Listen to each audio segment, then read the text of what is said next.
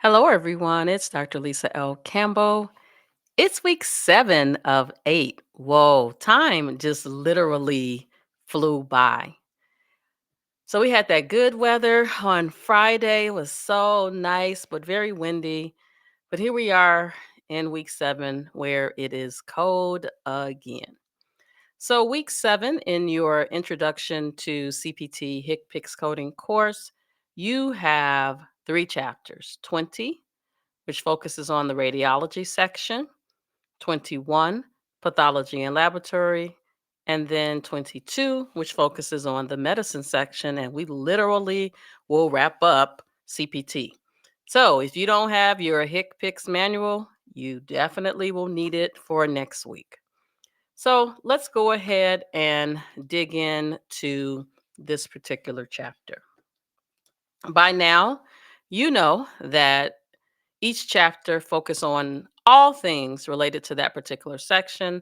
So we're looking at key terms, abbreviations, common procedures, how we code them, and then ultimately being able to code different case studies. Now, one of the things that I like about this chapter is it starts off with lots of definitions. So let's dig in.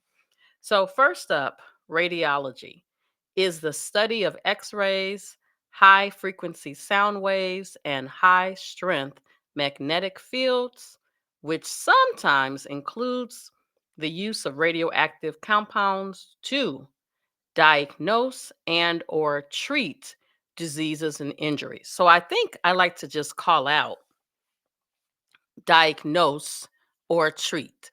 Sometimes you'll hear the word diagnostic and therapeutic.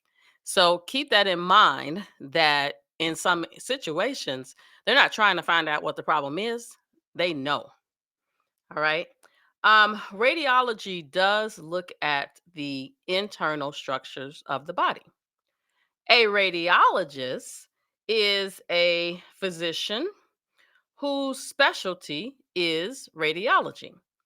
The person who is specially trained to use this equipment that generates the pictures is the radiologic technician.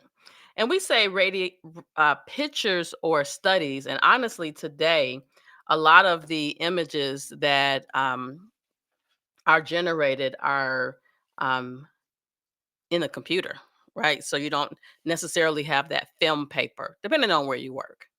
All right, some common abbreviations.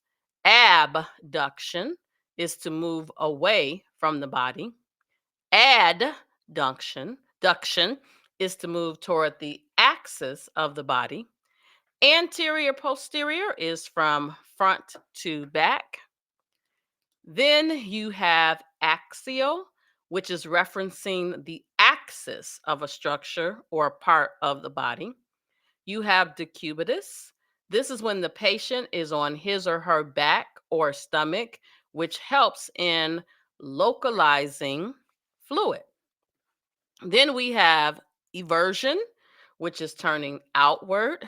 We have extension, which is movement that increases an angle of a joint. We have inversion, turning inward or turning inside out. Lateral, which means on the side. Oblique, we get different angles. The opposite of anterior posterior is posterior anterior. That's back to front. Now, those terms are so important because you'll see them in radiology reports. Then we have prone. This is horizontal position, but face down. And then we have supine, which is lying on the back. All right, so some common radiological tests. So, radiology is not just about x rays. The specialty of radiology includes things like CT or CAT scans, MRI, fluoroscopy, echocardiography, mammography, just to name a few. So, angiography is X-ray visualization of the heart and blood vessel, angio, after intravascular introduction of a contrast medium. hey, the contrast medium is something that we will typically code with the CT scan. So the CPT gives us what happened. The HCPCS code can show what was used.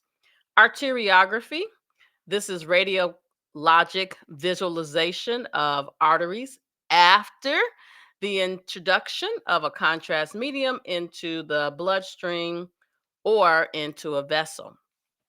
Arthrography, radiographic visualization inside of a joint using a contrast medium. Then we have a CT scan or CAT scan.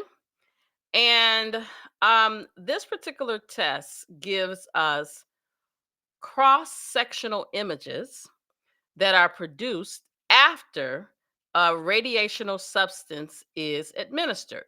This is a non invasive test and it is usually diagnostic in nature. Next up, we have echocardiography. Ultrasound is used to study the structures of the heart. We have fluoroscopy. You'll see a lot of times that they use fluoroscopic guidance to confirm positioning. So, fluoroscopy, immediate serial images that are produced using Roentgen rays, which allow for the examination of the function of a body part or organ. MRI, radio frequency signals, are used to examine the soft tissue and bony structures of the body, but without radiation.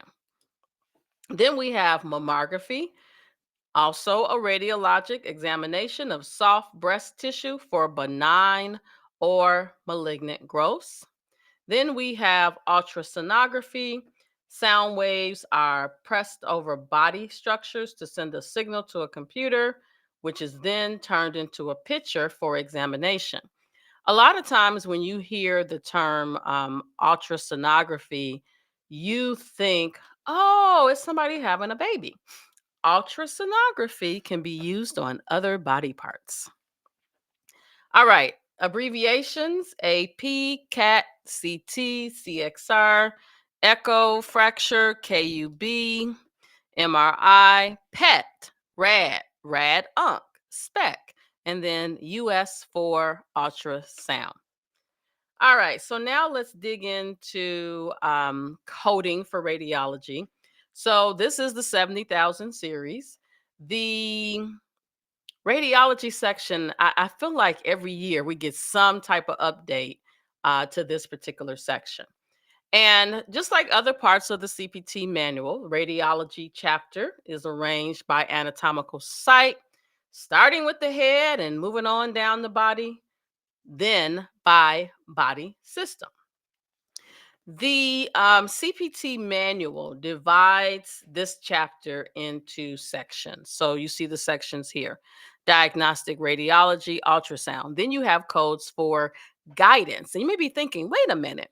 In earlier chapters, like we talked about fine needle aspiration, we talked about guidance, right? Then we have codes for mammography, bone and joint studies, rad-onc, and then nuke med. Notice I'm using the abbreviations that we commonly hear. All right, so diagnostic radiology, that's the first section, and that is used to report a procedure or service that is rendered during the assessment of a disease for a more definitive diagnosis, as well as the progression of a diagnosis or the remission of a diagnosis. This section refers to different views or positioning of the patient in relation to the camera or device that's used to take the picture. So that's why you needed to know those terms in the beginning.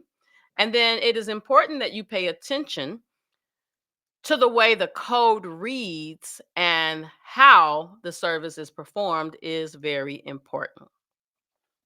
You will notice that in this area, you see the words like with or without contrast. And when a code refers to contrast, this means the patient was given a substance that's going to enhance the image produced. And there are different types of substances as well as different ways to administer the substance. They could have it something that they drink, something that is put into an IV. Of note, there are codes that will say with contrast, without contrast, but then there'll be a code that says without followed by with. So that means that they take the picture twice, before giving contrast and then after giving contrast. All right, on to vascular procedures. So, coding of vascular procedures is extremely different and difficult. Different and difficult because the knowledge of basic anatomy is not enough to code the services rendered correctly. Coding for procedures done on arteries is different than coding for procedures on veins. So, knowledge of the vascular family is critical, as well as understanding where the surgeon is during each step of the procedure. I took an interventional radiology boot camp I will never forget. And the physician who taught it, Dr. Z. Inside of 3M, you'll see that there's a Dr. Z resource, and he taught that boot camp, and he was like, "Hey, it's this is not meant for you to get it the first try. Like you take the boot camp, you got to keep doing it." And I was like, "This is not for me." All right, back to business. All right, so transcatheter procedures. Those are actually the next section of this CPT manual section. But what you're going to see with this particular area is that these procedures will include things like catheter placement, ultrasounds, endovascular repairs, all these different things here. Okay. All right. Then we have diagnostic radiology other. And so, other, you're going to see things like fluoroscopic procedures, bone density tests. I just had one of those myself. It is a test that detects the presence of osteoporosis. Then you have the mammograms, you have center radiology, radiography. And actually, that was one of the terms that is in the front of the chapter, but I actually did not mention that. But center radiology is a type of X-ray that films at a high speed in order to take a series of images of motion in an organ or system. This particular test actually combines fluoroscopy, radiography, and use of a camera to film images on a fluorescent screen. All right, next we have ultrasound.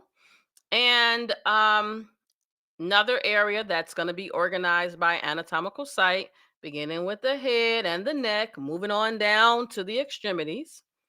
And if an ultrasound is performed to establish a diagnosis, the technique used and the extent of the study are what impacts your code selection. In the CPT manual, from an extent of study perspective, you're going to see the words complete, limited, and follow up. So, a complete study is one that encompasses the entire body area. A limited study is a partial scan or examination of a body area or quadrant, and it could also be used for a single organ exam. And then a follow up repeat study is performed on an area that requires some additional completions, right?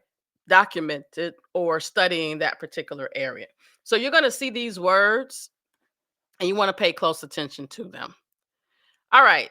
Also, in this area, you're going to see different techniques. So, A mode is a one dimensional measurement, B scan is a two-dimensional measurement or two-dimensional image.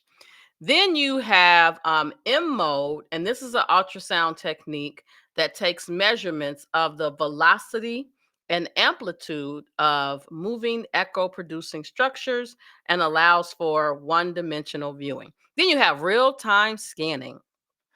This is a two-dimensional image of both the structure and the movement.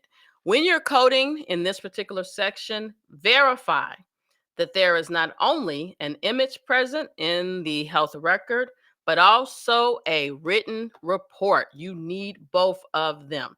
Should the record be missing either of these procedures, you're not supposed to bill for those services. All right, fluoroscopic guidance, CT guidance, MR guidance, and other types of radiologic guidance are available in this area. There are some instructional notes that you need to read and follow. And you can go over and look at those notes and be sure to note that if the service that you're coding includes the guidance, you cannot bill a separate code. All right, rad onc. Excuse me.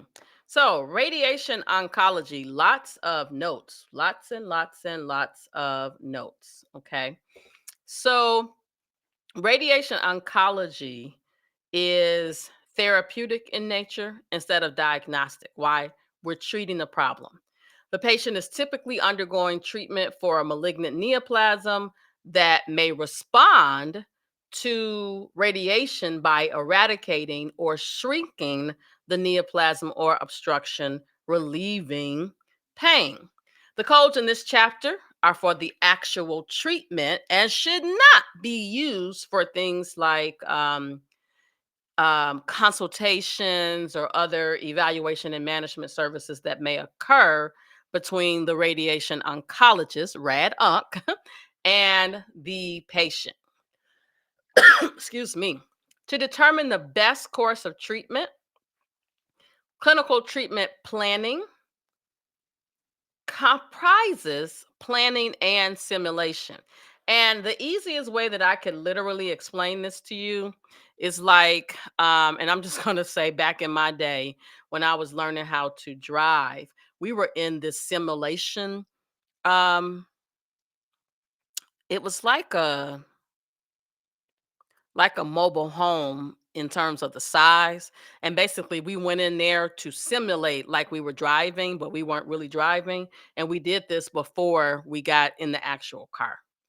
All right, so planning and simulation.